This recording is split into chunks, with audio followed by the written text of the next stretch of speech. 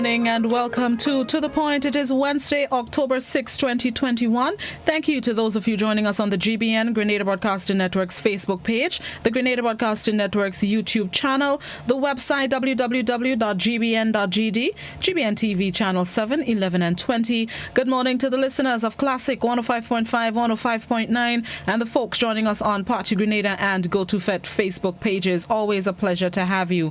Joining me virtually this morning is Minister of Education, the Honorable Emmeline Pear, and she's here to give us some updates, especially as it relates to education and, of course, her constituency in St. Andrew. Good morning and welcome to the program, Minister Pear. Happy to have you.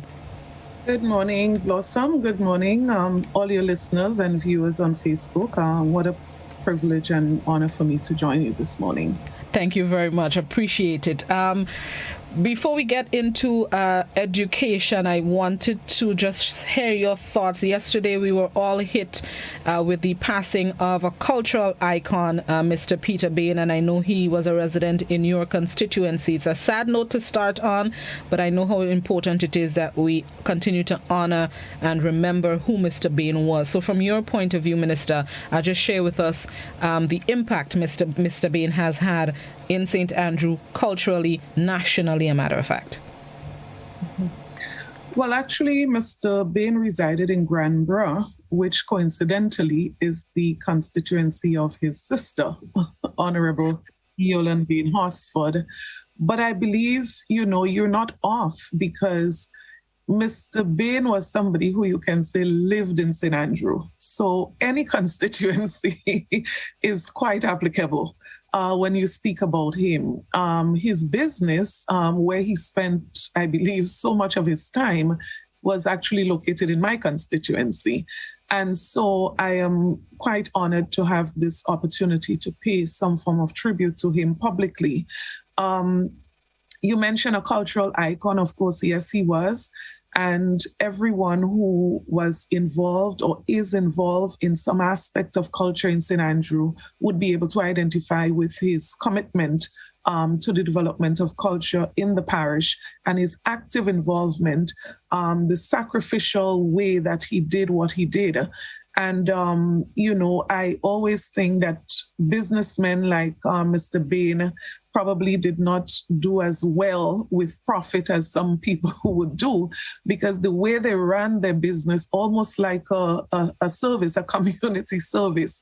And, while, yes, I do know of his involvement in culture, and everyone does, I want to look slightly at a different aspect of my own engagement and knowledge of Mr. Bain, which is that of community service and his involvement and his passion and the way that he sacrificed and gave of himself and, his business and everything else to support community service. So I was actively involved as a member of the Leo Club of St. Andrew.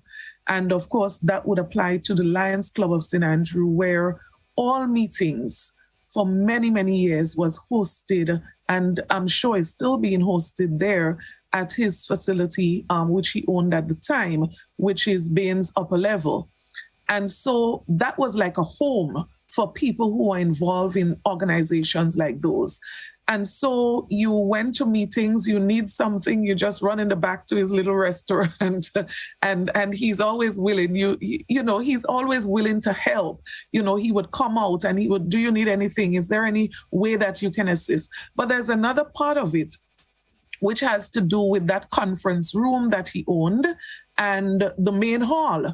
And so activities that you organize for the community, for children, summer program, all of those activities where you should have been paying a certain rental fee, Mr. Bain would be so generous, no problem, is for the children, go ahead. And maybe advantage was taken at times, but I believe his heart was about people and service and whatever ways he can help. It was not about profit. I believe that's how I saw him. It was not about profit, but it was more about how do we contribute to the development of St. Andrew. And if there's a person that genuinely cared about the development of St. Andrew, I believe he was one of those persons. He had a heart for the parish. You couldn't have said it better, and I concur. Let's now get into the education side of the discussion, Minister.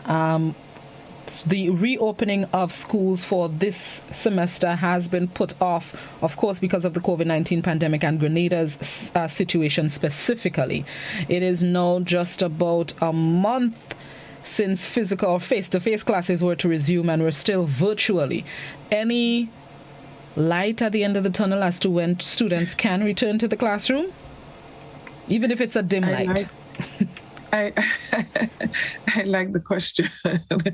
I believe there's always light at the end of the tunnel. That's how I view life. Even if you can't see it, it's there. And because of that, you continue to do what you do. So yes, there's light at the end of the tunnel. I believe bright light as well. We cannot continue like this. There is an urgency to get back to face-to-face. As a matter of fact, sometime last year, and I'm sure I related this on your program before, when the world was experiencing, real turmoil with COVID-19, we were not experiencing that level of effect of the virus here.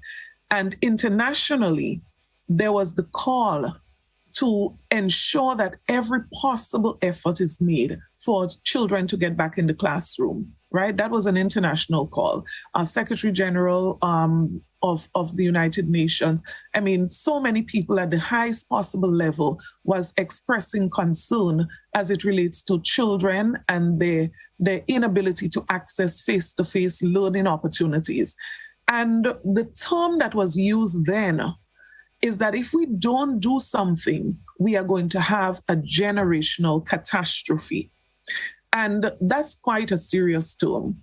And what that was speaking to was that this generation would be so affected that it's not just going to be them, but our society is going to be seriously impacted if our children do not get the kind of education, the quality of education that is so absolutely necessary, not just for them, but for society and the advancement of society. Now, where we are now, the situation is far worse than it was then for Grenada, right? And hence the reason that call remains extremely relevant today in terms of what we do. So that brings me to the point that while we are not at this stage in a position, based on the level of the risk of COVID-19, to reopen our schools, we cannot just sit back and pray and hope that the situation changes. Because it means that for the entire year, we probably would be virtual in terms of teaching and learning. And we can't continue like this. We have to strategically look at where we are. What are the risk factors? Is there anything that we can do to reduce the risk? And how can we possibly return to school with the lowest possible impact on our students and our teachers, and of course, all of our stakeholders? So that's a conversation that we must have. Now, as it relates to where we are right now, the risk of COVID-19, the community spread, it is too high to return to school. And that is why we did not do it in September. That is why we did not do it last week. That is why we are not doing it this week. However, if you look at the trend of the last week, scientifically, if you look at the trend, you would notice that the numbers are going down. Look at Australia and they say to you, it's going down, it's been down to zero, but this going down now with the variant and all of that, the possibility of hitting zero again might be a slim one, right? So we have to understand that dealing with the variant and possibly other variants that we may have to deal with, getting back to zero and no cases, we cannot say for sure how soon we are going to get there. And so the next factor we have to bring in is what can we do to reduce risk if we have to get back to the classroom? And the answer to that, the other factor, is that of vaccination. As you know, we have always phased in the return to school. We have never opened up in full when we are returning. And so we have done all of the Form 5s before, all of the grade 6 before as a first phase. The question is, returning now And when we did that, remember Blossom, we were back to 0. But if we have to do so when we are a bit lower than we are now, we may not get to 0. But what do we do to ensure that we are protecting those who are going back in that first phase? And I believe the conversation of vaccination is extremely critical. And we are in the process now of engaging our stakeholders to look at how we can do a first phase of return, even if we don't get back to 0, because we don't know when we are going to get back there. So that's the current situation. And I want to just plug in one more factor that we have to consider. So it's not just COVID-19. It's not just about reducing the risk if we're returning, but there's also another critical factor that is not just a concern locally, but internationally, the whole well-being of our children. Now, we brought down the situation to a level where the risk of being home for many students were higher than the risk of catching COVID. And this was some months ago, right? So we always have to remember it's not just COVID. The students who are exposed to incest, to rape, the students who have no supervision, the students who might be engaged in drugs because they are not supervised. So there are those risks, social risks, and there is the health risk. And then we also have to look at that generational catastrophe that I referred to. So all of those combined, strategic decisions have to be taken. But even if we are thinking that vaccination would be the key to reopening schools, how far can we ensure that that happens? Because as of now, only 12 years and older can get vaccinated, which means most of our primary school students will be unvaccinated. How can they reopen schools? They are secondary school students and parents who may be unwilling to have their children be vaccinated. How can we roll that out? Would it just reach as far as teachers? Right. So and let me make this abundantly clear. At this stage, there is no decision as it relates to vaccination and return to school. At this stage, what we are doing and have been doing, so I met with the union and informed the union that we need to encourage our teachers to get vaccinated during this period.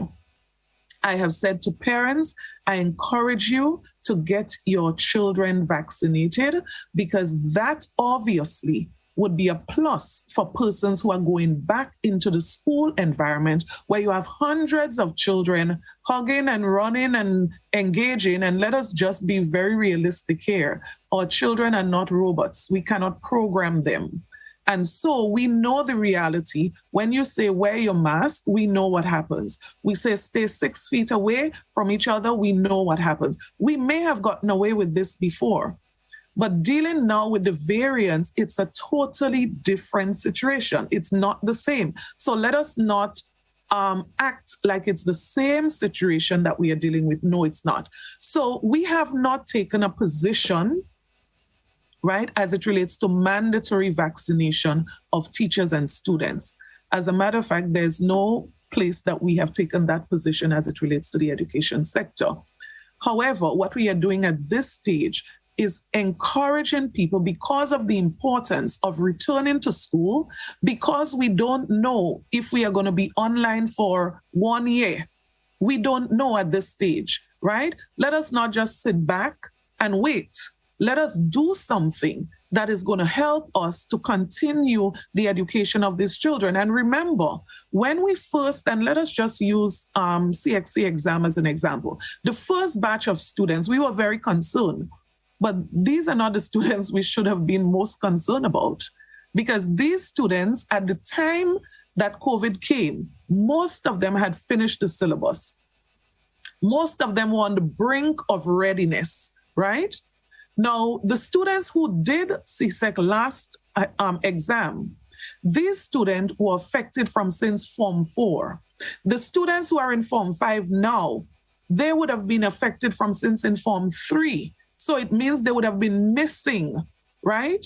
They would have missing out on their education from since in Form 3. So their level of preparedness may not be or might not have been in the case of the last group as much as that first group that were impacted. So there are implications, right? And so what we are saying is that we are encouraging the possibility of a full reopening is hinged a lot on our lowering of the risk. And we are saying one of the ways that we can lower risk is to ensure that as many of our students as possible get vaccinated. Let me just use a category of students. We do have a number of students with underlying conditions. Asthma, high blood pressure, diabetes, it is the fact, right? Now, should we return to school this year, right? And let's just talk about this year. So let us assume November, we're going to return to school, or sometime late in October, I don't know. There's absolutely no way that we can consider these students as we did before. There's absolutely no way, because the risk would be too high for this group of students. And unfortunately, there are a number of them. The second thing is that the risk would be extremely high based on numbers. So schools where the population is very small, 50 students, using an example of Holy Cross RC, 50 plus students in a massive building, right? The risk would be lower. If you're comparing that to, let's say, a school with hundreds of students like Grenada Boys Secondary School. So what do you say? Grenada Boys Secondary School, stay home. Holy Cross RC, you can go out, right? We want to make sure we give as many students as possible an opportunity to return to school. And that opportunity, I'm saying, will be increased if more of our students or most of our students are vaccinated, most of our teachers are vaccinated. As to what that final decision will be as it relates to vaccination and school reopening, we expect that our consultation period would end in the next week, right?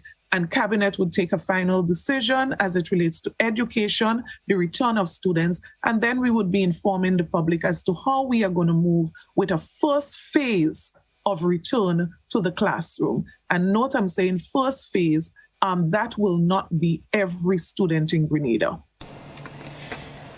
Let's let's look at last year, March. Last year, when the pandemic really started, we closed down. Schools were closed for a period of time, even leading up to the sitting of exams, CPEA, CXC. While those students were still returning to class, it wasn't until, months of being out of the classroom. So I want to look at how that impacted our students then.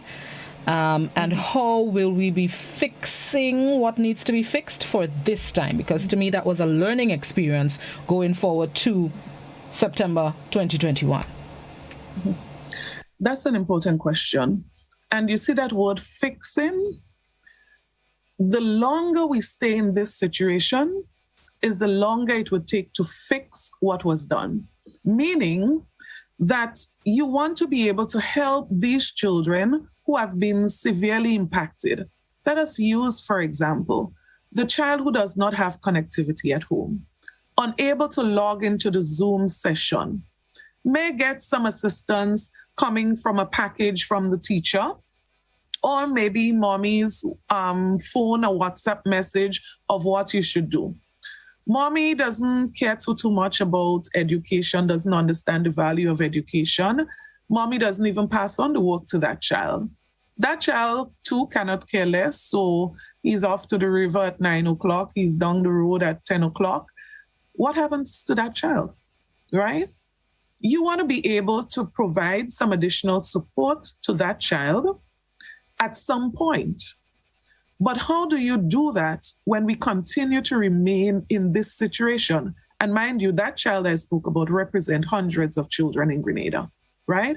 So it means that we have to be able to find an opportunity for that face-to-face engagement of that child for normal, regular continuation, but also extra support. Now, we started a program that, again, we had to put on hold because of the spike, because of the increase, right? And I'm saying that even if naturally we would have some reduction, we have to do something additional to further reduce the risk so that children like those can get help. And even those who are normally advanced students, normally students who do well, remember, they are not getting the maximum possible assistance that they can get now because of our situation. And I love to plug this one in, Blossom. Let us not be carried away by the A's on report cards. Let us not be carried away by the A's on paper, because the A on the report card may not be a true reflection of all that the child should know. In that exam, they may have scored an A, but it does not mean that that child has covered all that they should have covered within that period.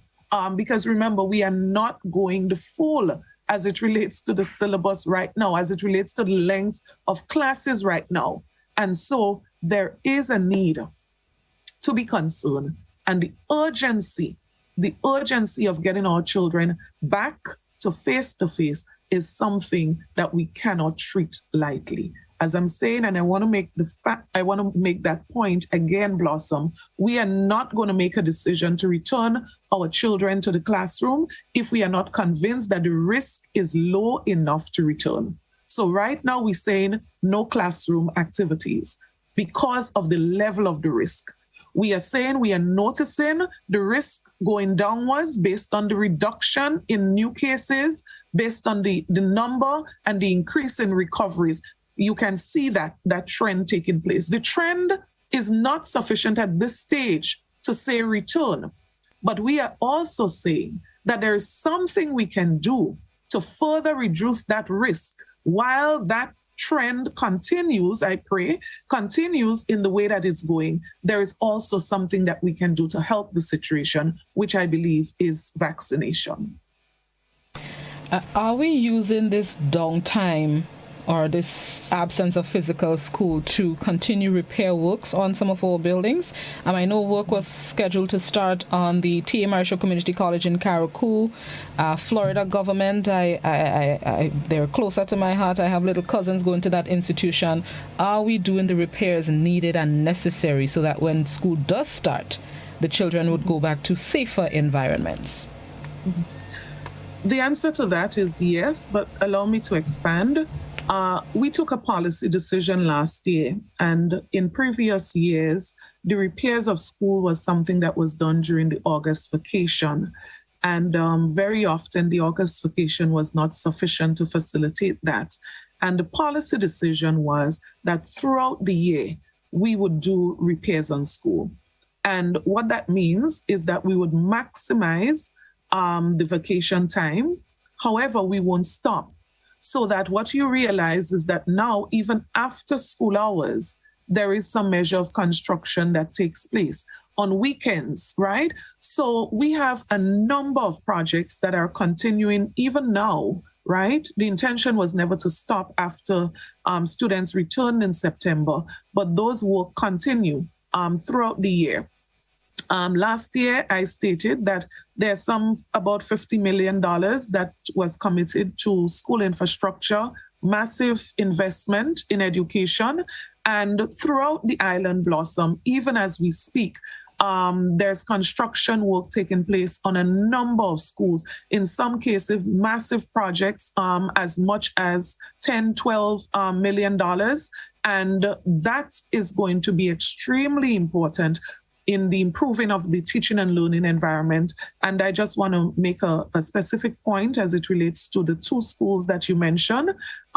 They are probably at the top of the list of concerns. T.A. Marshall Community College in Carriacou, we are not in a position to start the repair of that school immediately, that facility immediately. And as a matter of fact, that facility would have to restart from scratch. We would have to build from scratch. The building has to be totally abandoned. But what we have decided is that we are going to relocate. And that is what we have been working out at, with the faculty there, and with, of course, supported by the union. We have been looking at alternatives and working on that. Of course, the COVID situation has not helped, but we continue to work aggressively in ensuring the comfort and the safety of those who are at that facility in Carriacou. There are some infrastructural issues there, and we are committed to that. Florida government, and permit me to stress this because it has been in the public domain for quite a while, and I have to give a bit of history on this. Florida Government School was a priority project under our listing. How do we come up with priority projects? We assess all schools. Unlike what was done before in the past, a principal calls, this is a situation, somebody goes and look, and it's considered a priority. Because of resources and management of resources, we assess all the schools and then we rank every school. Florida Government School was at the top of that priority list. But the assessment that was done at the time spoke about repairs of the school. So it was at the top of the list for repairs. The finances were allocated for that school. And when the contractor, the engineer, went back to the site, after we had that little spike there and they went back, we're ready to start the work, the engineer concluded that we should not repair that school. We should build a new school for Florida Government School. This blossom happens to be the only reason why the repairs work were not done on Florida Government School, because the decision was a new school should be built. But in making that decision, there is need for significant consultation, because the school in its current location was actually because of a similar reason of having to do a construction and temporarily relocating. That is how the school ended up at that location, because the school did not originally reside in this and at its current location. So we are now in the consultative phase. We have identified possible options. We have looked at the current site. So what was important for us is temporary buildings or temporary building to ensure that the children can be accommodated on site to continue their education while all of these logistical things are worked out as it relates to construction of a new facility, which we are committed to doing. So yes, the temporary facility was completed, and of course we could not return to school. So once there is a decision to return, the students are going to be returning to this temporary facility that was constructed. So I needed to say this about Florida government because I think there is some bit of misunderstanding as to what is the actual situation with that school. It is not a school that was abandoned. As a matter of fact, you cannot abandon the school while you're planning to build an entirely new school, a new facility from scratch. Any idea when that construction may start? I believe we have identified the source of funds, and this is one of the other factors. If you're moving from repairing a section of the school to constructing a new school, of course, you need time to find the resources. And that's not always the snap of a finger result. So we have identified the source of funds, and we do believe that once the consultation is finished, and we're in progress now with consultation, we should be able to move towards the start of that school. I cannot give an actual date, but just to say that the positive news is that we have identified a source of funds for the construction of a new school there. But of course, you know, the process is tendering and all of the those things, procuring all of the technical assistance that you would need, and the processes involved. Of course, we must go through that, and that takes, you know, sometimes a few months. But the important thing is that we have been able to identify funds for that. And before we go to the break, the issue of that's what I'm looking for, devices. Electronic devices for some of our students. I know there was an issue with some students not having. Have we rectified that situation as yet, where all of our students have access to online classes? Right. So let me explain this. The government took a decision, and I always like us to remember, in this case, if we make a regional spot check, we are in a situation that is of a great advantage in that regard.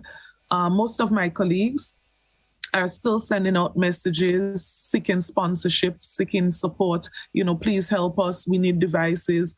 one colleague of mine in the region only recently in a statement made the point that what we have is just a drop in the bucket. The government of Grenada made a policy decision that we are going to provide devices to all of our students from kindergarten all the way up to Form 5, and we are going to provide devices for every teacher in that group or category. We started the distribution. As a matter of fact, let me start with saying we procured all of the devices. All happened to be on island at the time, right? We started the distribution. We did not distribute to grade 6 because they were wrapping up that year to move to Form 1. And that was the only group that we had held back deliberately. Now, we could not distribute last year to those persons who are in grade 6, so they would get when they get to Form 1, and those who were in a preschool before, they could not have gotten, obviously, because they're in preschool, so we have to wait for September for these students to be officially listed in their new school. So that's the only category that we deliberately would not have provided an opportunity for collection or issuing of a device. All other students within the category that I spoke about, from kindergarten to Form 5, should have had an opportunity through their school to collect their device by last school term. Unfortunately, some parents were not able to collect the devices for many reasons, I would imagine. Maybe they could not get the time off, for example. But every school had more than one opportunity for collection. So what we did when we had the situation that we did not return in September is to say to these parents, we understand that you were not able to collect. We would try to make another opportunity available for you to collect your devices within your parish. And that is what we have been doing over the past couple weeks. The students who did not have an opportunity, which is those who entered KG and those who entered Form 1, in September was when these students were due to receive their devices because they must be in their new school officially, and the new school must submit an official list to the ministry, right? Now, the Ministry of Education has been using the month of September for configuration of every single of those devices and has started with distribution of those devices now. So this is what is happening. Of course, our team has been much slower than normal because a number of them have been done with COVID-19. But that category of persons, we have been configuring, we're still configuring some of them and distributing while we configure. But the other students, the opportunity was there on more than one occasion, but we are also supporting them. Unfortunately, because of the situation now, we cannot just say, come and collect. So that is why we're doing it through appointment. And most of the other parishes, there isn't an issue. The numbers are just bigger in St. George's, and that is why we do every day at the Ministry of Education by appointment. So that's the status as it relates to devices. All right. I'm sure there'll be more questions on it. I think I see one in the Facebook comments, but let's take a break before we get to our viewers and listeners who may have questions for Minister Pierre. This is To The Point on Classic and GBN. We will be right back after this brief break.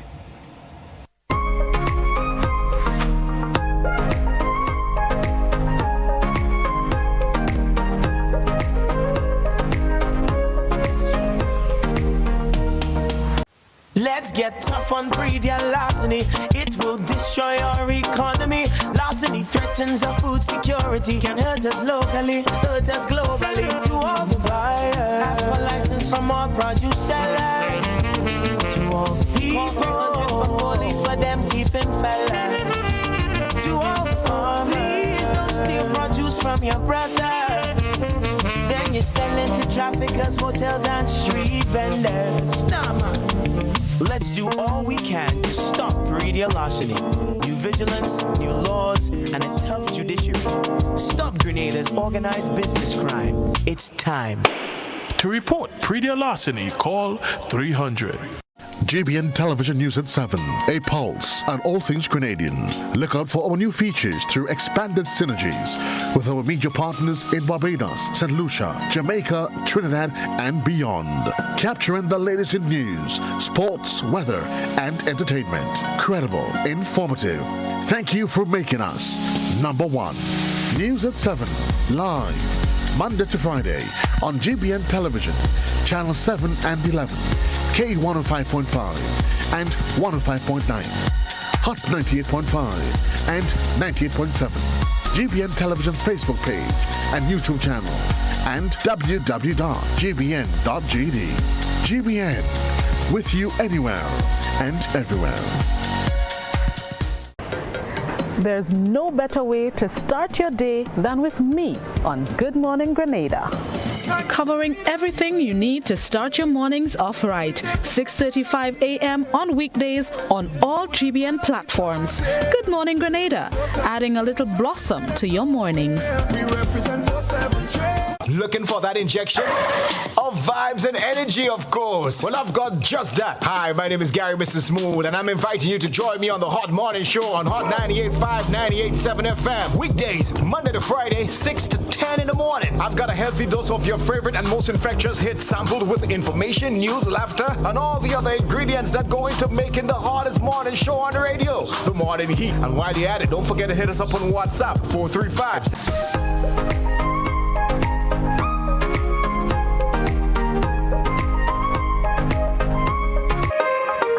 Welcome back to The Point, speaking with Minister of Education Emmeline Pear. We are going to now invite comments, questions, queries, concerns from our viewers and listeners. The landline number 435-2041. The WhatsApp number is also 435-2041. Please, only written messages on WhatsApp, and you can continue to post your comments and questions on the Facebook page and YouTube channel. Let's go to our first caller. Good morning, caller. Good morning.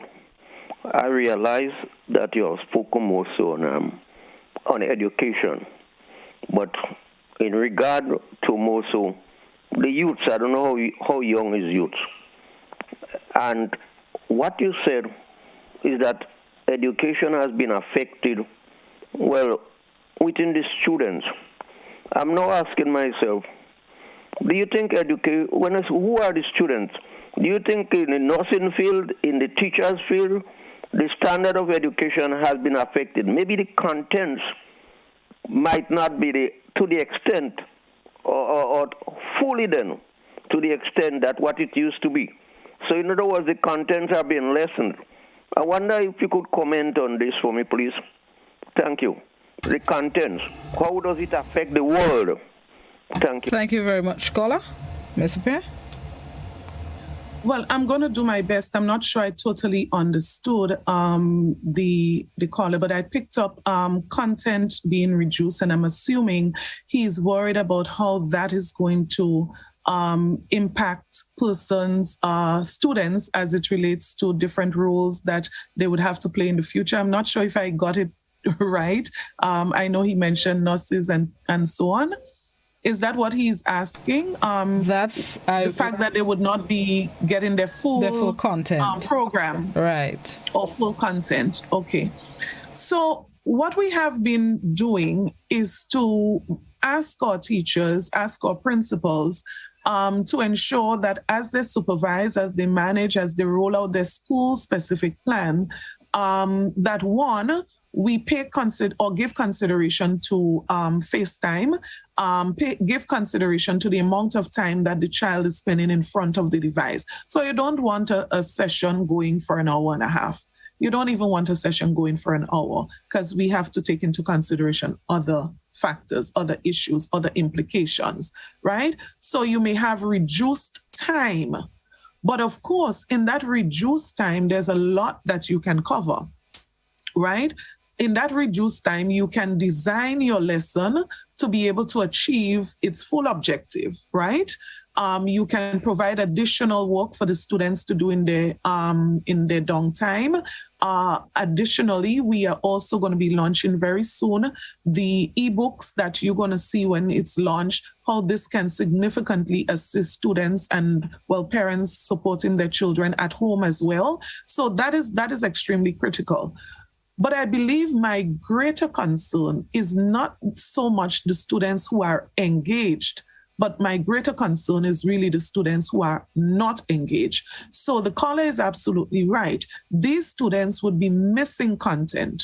And so it's so important to quickly get these students back in school. There are some persons who are of the view, for example, and this is why the consultation is on presently. There are some persons who are of the view, bring back our exam classes first. There are some persons who are of the view, no. Bring back those students who have not been engaged first, right? And there are others of the view who feel, a child is a child, bring back everybody at the same time. And so that is why reducing risk is such an important conversation, right? So I would say to the caller, we note that as a concern. It is a concern, the amount of content, the amount that the children, and let us not just think academically, right? Blossom, school is extremely important for the teaching of values, right? The teaching of order. How do you maintain order? How do you be a disciplined person? There are lessons that help you to achieve that, right? And so they are missing that too. Right? There are some children, they only have an opportunity to pray when they go to school. So what is happening to these students? They're not going to church. They're not praying at home. We have to be careful. The situation is a very fragile one. It's a very fragile one. And that is why, as we naturally reduce through all of the efforts of the Ministry of Health, the frontline workers, the prayers that are going up, all the things that we are doing on that side of health, we need to bring into that equation, what can we do individually, personally, to contribute to that reduction? And that, I repeat again, we must. And may I plug in here, Blossom, that I have 3 children in school. One is under the age to receive the Pfizer vaccine. So he's 11. And I wish everyone had his attitude. He said, Mommy, is there any way that the rules could be bended a bit so that I can get it? But the other 2 are vaccinated, and I'm anxiously awaiting for that opportunity for them to return to the classroom. Let me go to a Facebook question. Cassandra, I think the first part of your question and the last part were addressed. But this piece here, how does the ministry plan to address the lack of internet access for some parents?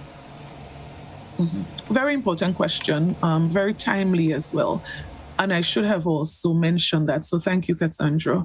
Now, last March, and I like to go back to establish a foundation. Last March, we remember what happened when we went on that no face-to-face classes. There were a number of issues. Teachers were complaining that they did not have devices.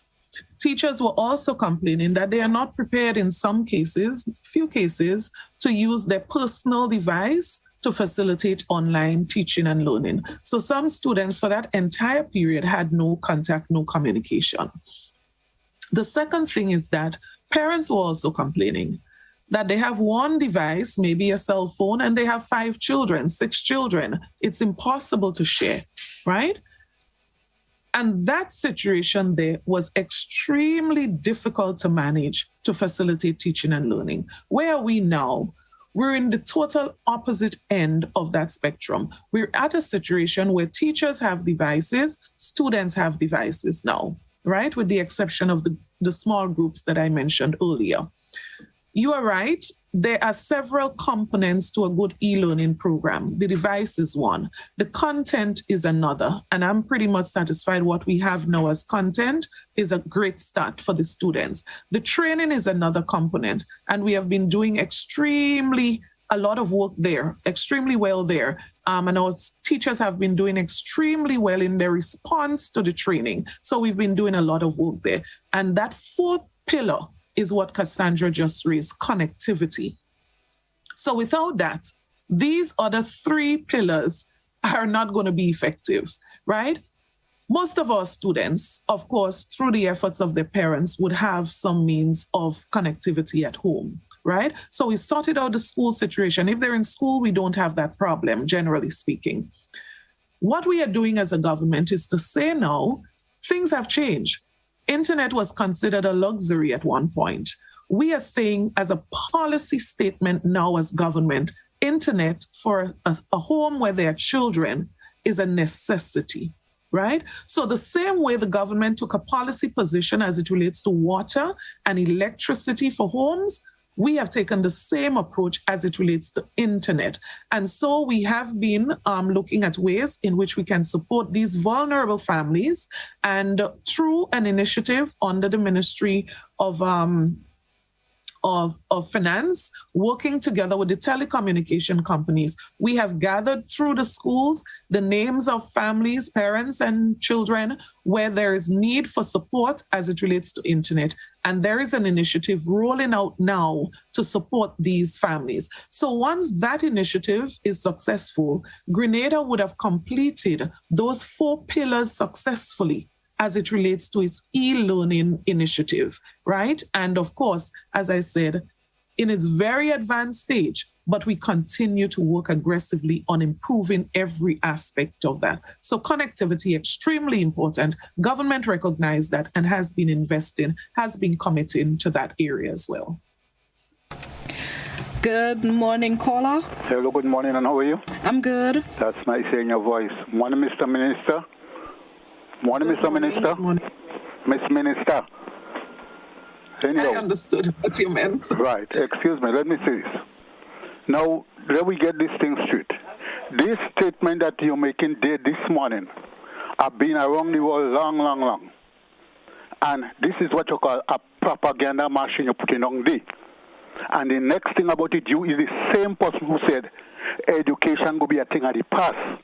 Today you come bluffing us and making a propaganda out of us. Don't do we children that, and we grandchildren that. Your children is up already, and your society friends, their children is up already. But we the ordinary local class people on the ground, you're giving us again a propaganda machine to hold again, and then to put you back in position, and then we're going back down the same track. Thank you and have a nice day, and stop it. Make it. Thank you very much. So, Blossom, let me wish that caller a very good day. I pray that he will be blessed today. Quite obviously, that caller, I would say probably does not understand the conversation and probably may have misunderstood what we have been saying. So I just said that I have 3 children and they're all in school. So, caller, it's not correct to say that my children are all grown up. They are all in school, right? So I'm in this like every other parent. My heart is in this like every other parent. The second thing is that I don't know that I would ever be able to say that education is a thing of the past. I'm not sure, caller, where I've not ever heard anybody make a statement like this, and this would be crazy for anybody to make.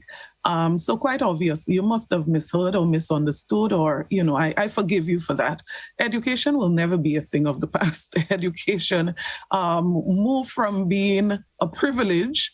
And if anybody has been listening to me consistently, I have been saying that education is a right. It cannot be a privilege, and every child must have an equal opportunity to succeed in our education system. I've repeated over and over that while I applaud all the children who get 19 and 18 and succeed in the sight of many of us based on culture, I'm so concerned about the many students who fall through the crack. So where you have a school that is not able at graduation to account for every child who came in Form 1, I'm concerned about that, extremely concerned. So there's absolutely no way, and I forgive you, caller, maybe you misunderstood something or you did not quite hear well. Education will never, ever be a thing of the past. I mean, long after we're gone, it would be relevant. It would always be relevant. Things would change. The way so for example, online learning, growing up, Blossom, I'm sure you never heard of that term. Blended approach, you probably never heard of that term growing up as a student, neither did I. But of course, with changes in society changes and evolving nature of things. Of course, there are aspects that change, but there's absolutely no way that education will be a thing of the past. Propaganda, bluffing, I would say, everyone would have their own way of interpreting what is said. But the reality remains, Blossom, that we are in a very serious situation. What is important and what we should be focused on now is how do we help our children out of this situation? Let's leave the politics, out of that for a little while. As a matter of fact, education is one of the areas that I really don't believe politics have a place. I really don't believe that. It is too important to mix it up with politics. So words like propaganda and those things, let's leave that for when we're having a political conversation. The future of Grenada is what we're talking about. The future of our children. The children, I heard one of my colleagues in the region, when all other countries were lobbying, right, to say, look, let us push back the date for I could never forget that conversation. She was almost in tears. Almost every country was lobbying. Let us push back the date to give the children some more time to prepare for CSEC exam. You know what she said?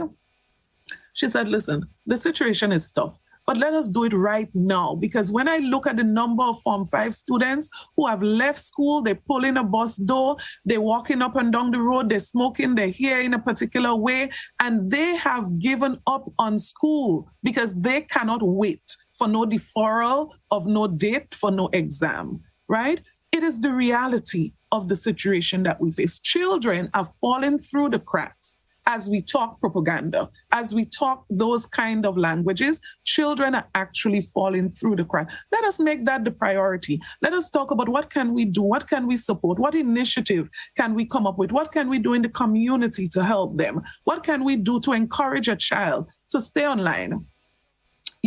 Only recently one person drew to my attention a student who claimed that he lost the device. Somebody stole the device. And I don't know, it just came to my mind. I said to the officer who was speaking to me, ask them to track the device. Tracking the device, we saw it in the location, right? And so I said to her, well, let us ask the police to see if they can help that family to recover the device. And then in another 10 minutes, he sent a picture of the device. I found it, right? So we have to encourage our children. This is not the best of situations, but let us do it for the reasons that we know we need to do it. We cannot afford a generational catastrophe because of COVID-19. We cannot afford more of our children to not succeed because of COVID-19. That's the conversation that I would like us to have. How are we getting most of our children back? The children who suffer with underlying condition, when will they go back to school? 2023? 2024, 2022, when are they going back to school? I prefer that we focus our attention on those critical, important matters. Let's do the politics in the campaign. A WhatsApp question somebody asks, where was the funding sourced for the construction of Florida government? Right. So I do not want to make a definitive statement here. So I believe, it's an important question. And I would say here, I believe that the funding for this project will come under the BNTF project, subject to correction. What I do know is that initially the funding was under Government of Grenada because that was repairs. And so we had to look at external sources, and I believe it's under the BNTF project, subject to correction. And Blossom, I will send you the correct information if I am wrong. Okay. But it is external sources. No problem. It's time for us to end the program, Minister. Any final comments? And in your closing comment, somebody on Facebook pointed out that some schools are still not doing online classes, even though the children have tablets. And yes. Mm-hmm. Yeah. Well, I would try to end on that note, and that is a very important observation. The person who mentioned this, I'm thanking them for being bold and brave enough to mention it. We do have a challenge, and I would not hide to say that we do have a challenge. And while I will not give details of the challenge publicly, I've always said this, I'm not going to publicly attack our teachers because many of them are doing an excellent job. But when I don't say every teacher, is because I know that we have challenges, we have problems, right? And so the Ministry of Education is extremely appreciative of the many teachers who have gone beyond their call of duty during this period to ensure that they are engaging students and that they are performing their duties. So we continue to pay all of our teachers to teach from home. That's the current arrangement. However, we do have some challenges, and all I would want to say publicly on that matter is that this is a management issue and that the Ministry of Education is dealing with it currently. That's all I wish to say publicly at this time. Somebody on WhatsApp just pointed out, for the caller's sake, that the person who made a statement that education would be a thing of the past, it wasn't Minister Pear, it was another government minister. I don't want to name the name here before I get in trouble, but the person said it was a Minister Pear. So that's for the benefit of the caller. Closing comments, Minister. Okay. So if somebody said this, I won't argue that somebody said this or did not say this. I have never heard it. I don't know the context, but I can't see how education would be a thing of the past. What we do promote is lifelong learning. I'm a strong advocate of lifelong learning from the cradle to the grave. We always learning, we always need to ensure. And of course, somebody could have said something that means something different in a different context. So I'm not going to respond because I don't know. I have not heard the statement. I just want to use the opportunity, Blossom, as I close, to express deepest appreciation to all of our key stakeholders. What we have been able to achieve between March last year and this year, I am still convinced that there were miracles. I'm still convinced about that. But I'm also equally convinced that there are many people who have gone beyond the cause. They have gone way out of their duty to make possible a lot of what we have achieved. So when we speak about configuration of 35,000 devices, it meant that some people had to go to midnight. It meant that some people had to work on weekend. When we talk about principals and managing a situation of online learning, imagine now we're moving from an education officer visiting a school to an education officer visiting a class online. I mean, people have to make significant sacrifices. They have to learn quickly how to do things they don't normally do or they never did before. And so because of that, I want to express my appreciation to everyone who have been going out to ensure that we are where we are today. We are far from finished, we are far from success, but we continue to work. I want to thank everyone for their cooperation, their support, and I want to end by making this point. The future of Grenada depends on us and what we do now in education. The future of Grenada will be largely dependent on what we do now in education. Of course, many other areas, health, all of those areas are very important, but I'm speaking specific now in this session to education. So I'm just isolating for a moment. It is therefore important that we do everything possible to ensure that our children get the education that they deserve, the quality of education. The quality of education would be severely impacted if we continue online. And so we should be doing everything that we can do to facilitate going back either to blended or full face-to-face.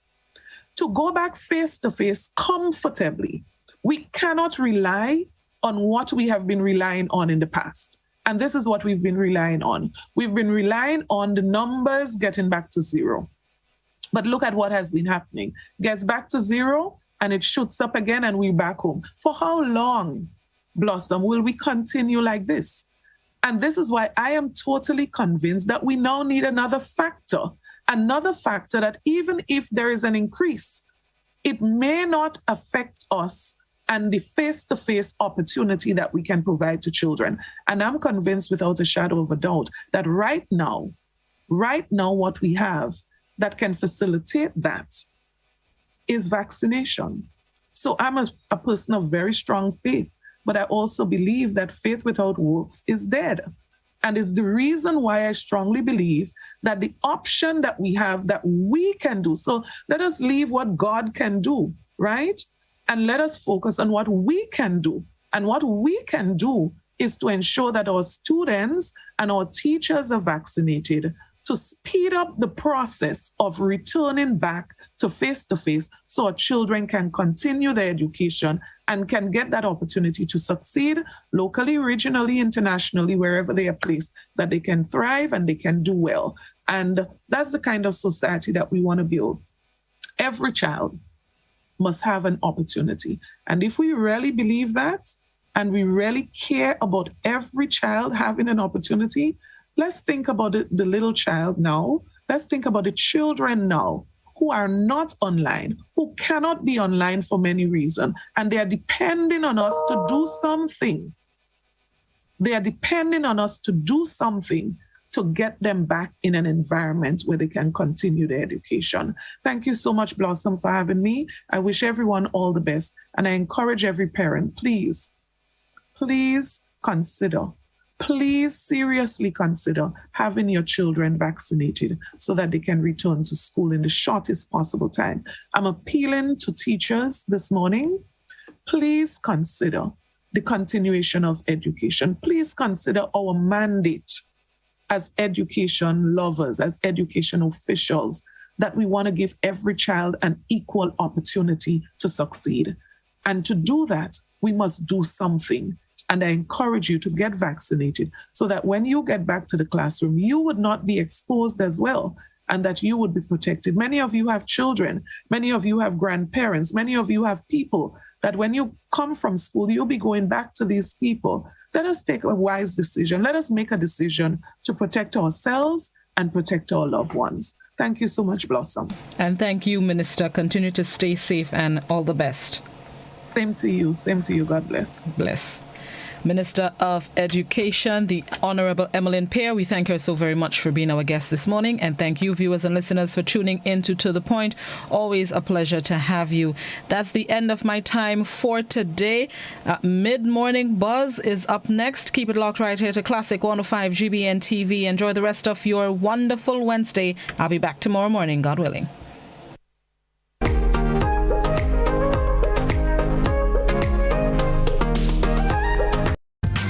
Government, private sector, civil society, academia, farmers, the Ministry of Agriculture, Lands and Forestry, in collaboration with the Food and Agriculture Organization, invites you to World Food Day 2021, the virtual edition, under the theme, Our Actions Are Our Future, Better Production, Better Nutrition, a Better Environment, and a Better Life.